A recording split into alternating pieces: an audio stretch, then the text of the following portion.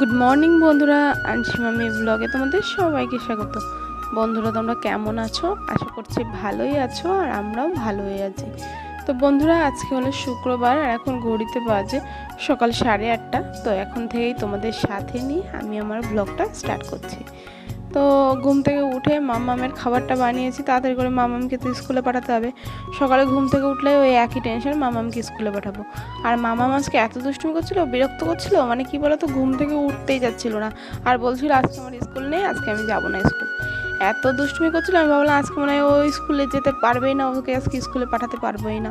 মাম্মাম স্কুলে গেলে একটা শান্তি, ওইটুক টাইম দুষ্টুমিটা করে না, ওইটুক টাইম একটু শান্তিতে কাজবাজ করতে পারি।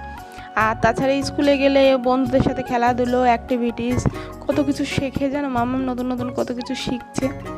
তো যাই হোক, সেই জন্য মামামকে স্কুলে পাঠানোর আমার খুব গরজ, খুব চাই যে মামাম যেন প্রত্যেক দিন যেন টাইম মতো ঠিক স্কুলে যেতে পারে।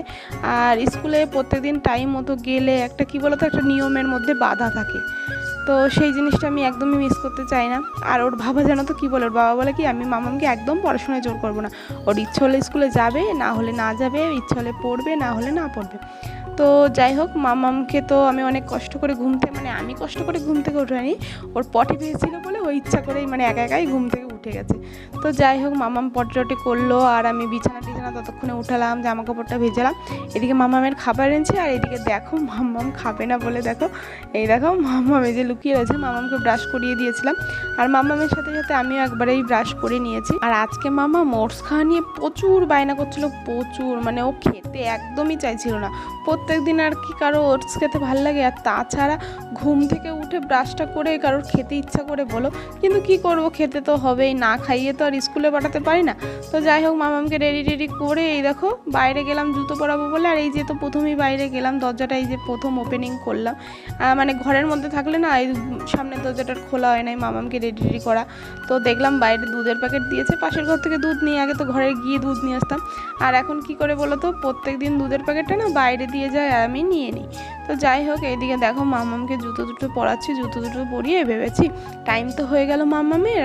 আর দেখেছো ঘরের সামনে গাড়িগুলোও ছিল না, আজকেও গাড়িগুলো নিয়ে গেছিলো। তো সেই জন্য আমি ভেবেছিলাম কি, যে মামামকে হলো কালকের মতো দোকানে পাঠিয়ে দেবো, এখান থেকে নিয়ে যাবে। কিন্তু ওর বাবা বলছিল না, আজকে যেন দোকানে পাঠানো না হয়, আমি একা একা যেন পাঠানো না হয়, আমি ওকে লোক পাঠাবো নিয়ে যেতে। তো দেখো এই যে হানসির একটা আঙ্কেলকে পাঠিয়েছে। আমি ভেবেছিলাম দোকানে ঘরের সামনে থেকে গাড়িটা নিয়ে গেছে, কিন্তু ঘরের সামনে থেকে গাড়িটা বের করে যে বাইরে রেখেছে সেটা তো আমি জানতাম, আমি খেয়াল করিনি। এমনিতে তো মামাম স্কুলে যাওয়ার জন্য পাগল, কিন্তু দু একদিন যেই দিন ঘুমের ঝুলটা কাটে না, সেই দিন বলে আমি স্কুলে যাব না, না হলে স্কুলে যাওয়ার জন্য কি লাভ হয়। Bye mummy. মামামকে স্কুলে পাঠিয়ে দিলাম, এখন এক এক করে ধীরে সুস্থে শান্তিতে ঘরের কাজগুলো করতে হবে। আর কালকে তো অল্প কটা জামা কাপড় ধুয়েছিলাম, অল্প কটা বলতে ছোট ছোট যেইগুলো আমাদের ডেইলি ইউজের, সেই জামা কাপড়গুলো ধুয়েছিলাম। আর বড় বড় কাঁথা, তারপরে বিছানা চাদর যেইগুলো ছিল না, সেইগুলো তো ধুয়ে দিইনি। একসাথে অত জামা কাপড় ধুলে মেলবো কোথায়, শুকাবে কী করে? প্রত্যেক দিন বৃষ্টি হচ্ছে, জানো না কী পরিমাণে যে বৃষ্টি হচ্ছে, বলার মতো না। তো সেই জন্যই না জামা কাপড়গুলো শুকাবে না বলে আমি দেখো বাইরে এসে চেয়ারের উপর মেলে দিয়েছিলাম, তাও কয়েকটা জামা কাপড় শুকায়নি, জানো তো। তো আজকে তো জামা কাপড়গুলো শুকাতে হবে, না হলে আজকে জামা কাপড়গুলো কী করে আমি ধুয়ে দেবো বলো তো? কালকের জামা কাপড়গুলোই যদি না শুকায়। তো যাই হোক, আমি ঘরটা ঝাড়ু দিয়ে নিলাম, ঘরটা ঝাড়ু দিয়ে তারপর মুছে নিচ্ছি। আর এইখানটা দেখো কালকে মামাম আটা দিয়ে এই মেঝেটা ভালো করে মুছেছে না কি করেছে, ওইখানে খেলা করেছিল, তো দেখো আটাটা পুরো মেঝের সাথে লেগে গেছে, আর উঠছিলই না। কত কষ্ট করে কতক্ষণ ধরে যে আমি ডলে ডলে উঠিয়েছি। তো যাই হোক, এক এক করে ঘরটা মুছে নিচ্ছি। ঘরটা মুছে নিয়ে এখন হলো স্নান টান করবো। এই সব জামাকাপড়গুলো ভিজিয়েছি, জামাকাপড়গুলো ধোবো। তো ধুয়ে আমার একেবারে পুজো টুজো দেওয়া হয়ে গেছে। আর এইদিকে দেখো আমি এই যে জামাকাপড়গুলো এখন মেলতে যাব। বাবারে কত জামাকাপড় হয়েছে দেখেছো, আমি উঁচুই করতে পারছি না। আর মনের মধ্যে একটা টেনশন হচ্ছিলো, জামাকাপড়গুলো মেলবো কোথায়। আর জানো তো মানে বাইরেও কোথাও জায়গা নেই, সবাই মনে হয় আমার মতো জামাকাপড়গুলো জমিয়ে জমিয়ে রেখেছিল যে মানে বৃষ্টি একটুখানি রোদের মুখ দেখলে মানে ধুয়ে দেবো। তো বাইরে সবাই জামাকাপড় মেলেছে, সব পুরো ফুল হয়ে গেছে। তো যাই হোক কোনো মতে তো ভালো করে মানে মানে টেনে টেনে মেলতে পারিনি, মানে গুছিয়ে মুছিয়ে মেলে দিয়েছি, কারণ বৃষ্টি তো হবেই। আর ওরকম মানে টান টান করে মেললে একদম নিচে টিচে পড়ে যাবে, বৃষ্টি হলে বৃষ্টির ছিটে টিটে তো লাগবে।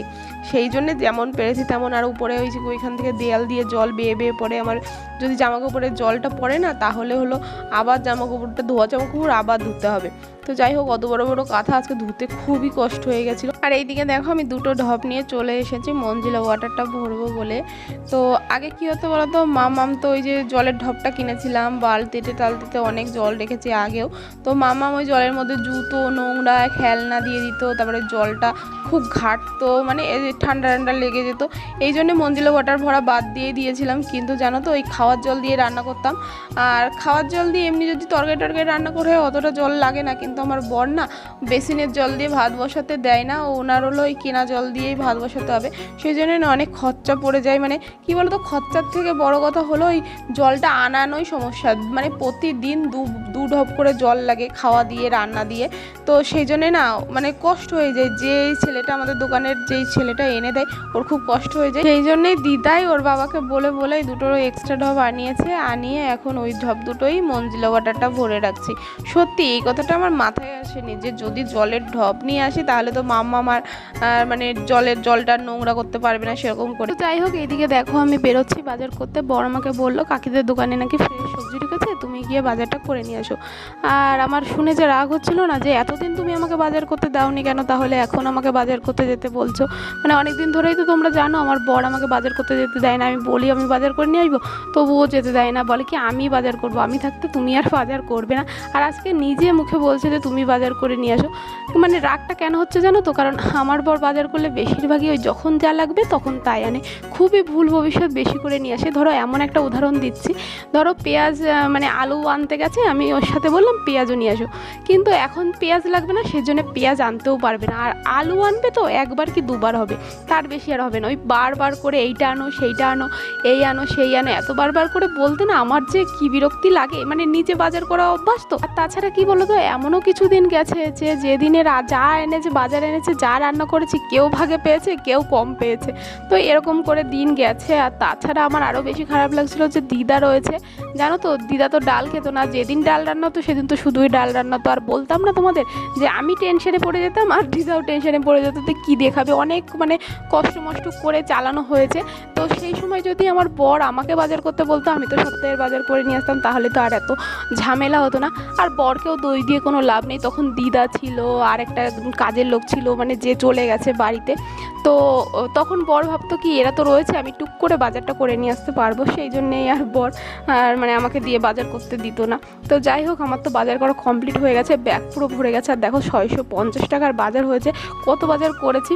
আর এই দিকে দেখো আমি বাজার করে দোকানে এসেছি চাবিটা নিতে, আর এসে দেখি কি মামামও স্কুল থেকে চলে এসেছে, এখন 11:30 বেজে গেছে। মামাম তাড়াতাড়ি এসেছে, আমি ওর বাবাকে বলছি মামামকে স্কুলে আনতে যাবে না, তো ওর বাবা বলছে এই দেখো মাম্মাম।